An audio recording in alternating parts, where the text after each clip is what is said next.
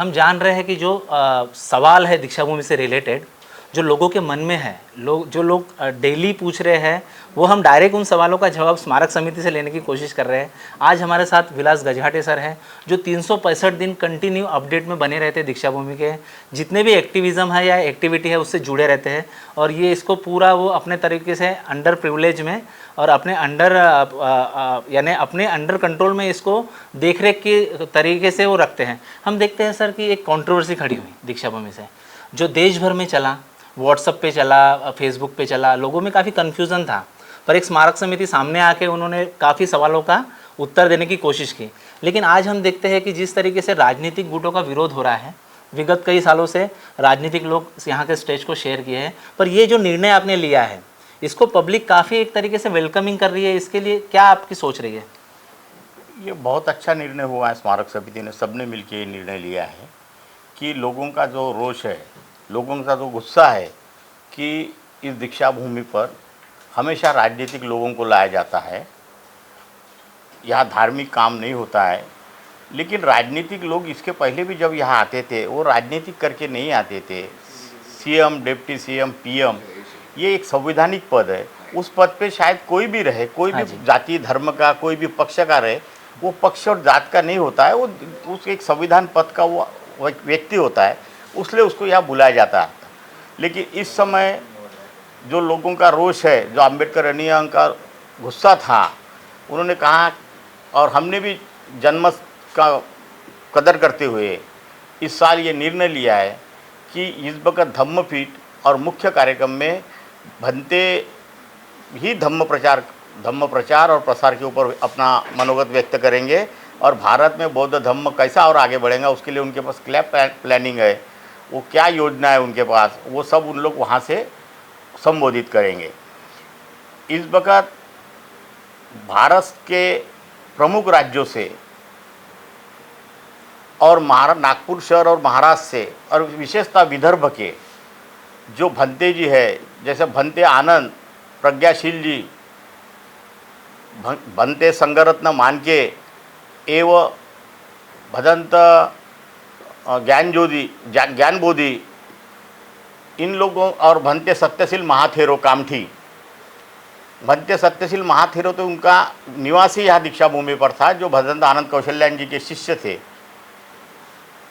हर सब प्रामुख्य से हमने उनको यहाँ बुलाने का निमंत्रण दिया है। अच्छा।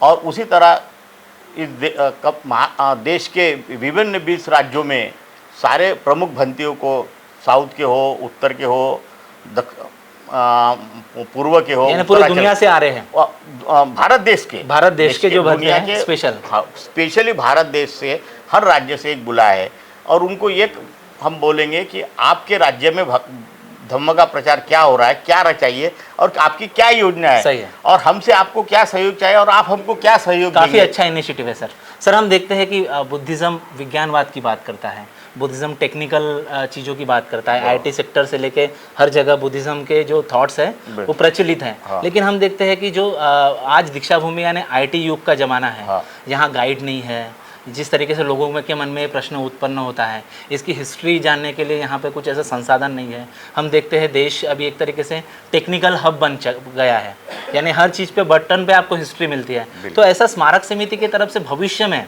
क्योंकि बहुत सारे राज्यों से जो लोग आते हैं वो धम्म दीक्षा का जो प्रोग्राम रहता है उसकी तिथि और तारीख को लेकर भी कंफ्यूज रहते हैं। हमें भी आवाज़ इंडिया पे काफ़ी फ़ोन आते हैं। तो इन सब चीज़ों को निवारण के लिए स्मारक समिति के तहत आप क्या सोचते हैं भविष्य में? सबसे पहले तो आपने जो प्रश्न किया उसके लिए मैं व्यक्तिशः और स्मारक समितियों की ओर से भी खेद व्यक्त करता हूँ। कुछ गलतियाँ स्मारक समिति से हुई है, ये दिल से आप आपने मान्य करना चाहिए। यहाँ से जिस तरह बौद्ध धम्म का प्रचार प्रसार होना चाहिए ये नहीं हुआ है, जो प्रमाण में होना चाहिए था होता है, पर जिस प्रमाण में होना चाहिए था, जिस बड़े पैमाने पे होना था वो नहीं हो रहा है इसका। और आप जो बोल रहे यहाँ इसकी सभी इंफॉर्मेशन जो लोग यहाँ से देश विदेश से आते हैं उनको ब्राउज़र के जगह मिलना चाहिए, गाइड होना चाहिए। हाँ जी। और इसकी वेबसाइट होना चाहिए। इवन दीक्षा भूमि को कई लोग धम्मदान देने के लिए तैयार रहते हैं, पर वो टेक्निकल रीज़न की वजह से नहीं हो पाता है। रीज़न से वजह से। और मैंने हमारे सम्मानीय अध्यक्ष आदरणीय भदन सुरेश ससाई और तत्कालीन सचिव सुधीर फुलझले, इनसे हर वक्त मेरी गए 5-7 साल से इस विषय में बहस होती है।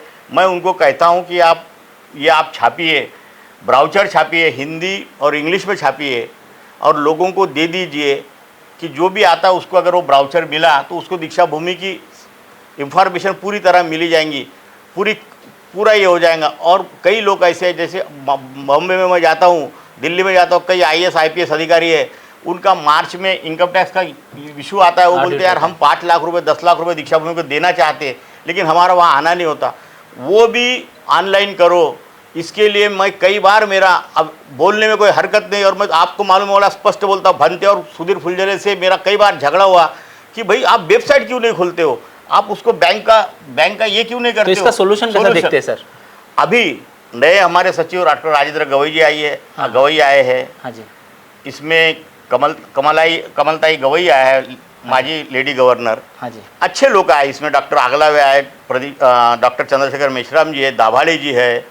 अभी हम सब मिलकर इस भूमि को सकारात्मक तरीके से देखेंगे और बहुत जल्द ये ऑनलाइन सुविधा दान की ये उपलब्ध कराने की कोशिश करेंगे। और ये ब्राउचर का भी हम बिल्कुल भविष्य में, अभी बहुत कम दिनों में इसका भी व्यवस्था करेंगे, नियोजन करेंगे। और जो यात्री निवास है, इस यात्री निवास में हम धम्म शिविर का भी आयोजन करने का एक प्रस्ताव यहाँ रखेंगे। अभी उसके ऊपर भी काम हो जाएगा, क्योंकि 28 रूम कई सालों से बंद पड़े हैं। उसके लिए भी हमने कई बार अध्यक्ष और तत्कालीन सेक्रेटरी से कहा, लेकिन कोई ध्यान नहीं देते हैं। तो वो इस वक्त वो भी हम उसको शुरुआत करेंगे। उस तरह जो ऑडिटोरियम है वहाँ धम्म के कार्यक्रम हो, सामाजिक कार्यक्रम हो, और वो हाल का मेंटेनेंस अच्छा हो, इसके लिए भाई उनका ध्यान नहीं गया। ट्रेनिंग सेंटर पे कुछ है सर भविष्य में जो बुद्धिज्म का हमारी दिल से इच्छा है। हाँ जी। कि बाबा साहब की भी इच्छा थी कि दीक्षा भूमि से बौद्ध प्रशिक्षण केंद्र खोला जाए और यहाँ से बुद्ध धम्म का प्रचार प्रसार हो। दुर्भाग्य से वो हो नहीं सका। और अभी जो नई पीढ़ी है, तो हमको लगा कि सुधीर फुलझले उसमें कुछ इंटरेस्ट लेगा, लेकिन वो अपने कॉलेज MBA और इसके ऊपर कभी ये करता नहीं है। कई बार हमने बोले हैं, लेकिन वो अभी सुनता नहीं। अभी उन्होंने लोगों को बताते हैं मैंने राजीनामा दिया हूँ, मेरा कोई संबंध नहीं है, लेकिन सारे काम घर में बैठ के काम कर रहे हैं। और हमें दुख है, हमारे भंते जी का हमारे सम्मानीय आदर है, लेकिन भंते जी के आड़ में वो भंते जी करते हैं ऐसा कह के यहाँ पूरे समाज में भ्रम फैलाते हैं। आज ही सुधीर फुलझले पुलिस के साथ यहाँ घूम रहे थे, कलेक्टर के पास जाते हैं, यहाँ का कॉलेज अब भी आज इसी वक्त इंटरव्यू चालू है MBA में, वो इंटरव्यू चालू है अकाउंटेंट की, जिसका स्मारक समिति के सेक्रेटरी को भी नहीं मालूम है। समिति के कोई सदस्य को नहीं मालूम है। एक लड़की कल खुशबू विनोद अग्रवाल करके लगाई गई है BBA में, विदाउट मैनेजमेंट की परमिशन, और जिसका तनख्वाह है 45,000 संज्ञान नहीं था उसका, बाकी लोग संज्ञान ही नहीं है। 45,000।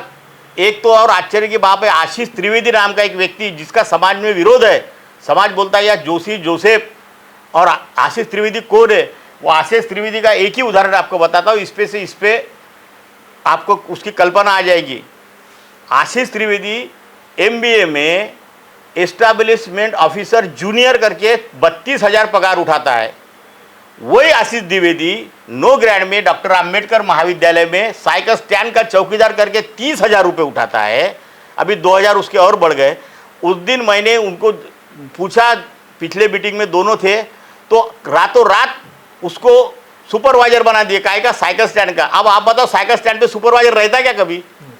मतलब इस तरह यहाँ पे क्रिकेट क्लब हमने बंद करवाए, नए सेक्रेटरी आए, हमने क्रिकेट क्लब बंद करवाए। सर आप एक सनसनीखेज बात बोल रहे हैं और हमेशा एक आरोप लगता है कि RSS से जुड़ाव है। कोई नहीं, RSS से कोई जुड़े नहीं है। सोशल मीडिया पे आरोप लगता है। बिल्कुल RSS से दीक्षा भूमि जुड़ रहे हैं। बाबा हम जिंदे अभी, जैसे आपने जोशी की बात की है। हाँ, तो ये इनको सुधीर फुलझले का सपोर्ट है। मैं इनका मेरे सामने बोल रहा हूँ। अच्छा, ये RSS कोई मायका RSS का कोई मायका लाल दीक्षा भूमि आ नहीं सकता। यानी आप जब तक लोग, अरे हम अम्बेडकरवादी जिंदे हैं, हमारे खून इतना पतला है कि RSS, यानी ये दर्शकों को इस बात का भी एक उत्तर मिलता है ये हाँ कि लोग जो आरोप लगाते हैं बिल्कुल गलत है। कोई आरोप सिद्ध कर दे कि दीक्षा भूमि RSS के इशारे पे चलती है, बिल्कुल नहीं। RSS के इशारे पे चलने वाले कुछ लोग होंगे, उसका हमको कोई लेना देना नहीं। तो उसके लिए कुछ सर आप कोशिश करेंगे उनको हटाने की? इस वक्त ये धम्म चक्र हुआ, कि मैं खुद पूरा प्रिंट मीडिया, क्या बात है। मीडिया इनको यह दीक्षा भूमि पे घुमाने वाला हूँ हाँ जी। और ये सारे पाप जिन्होंने करे उनका वो पाप बताने वाला हूँ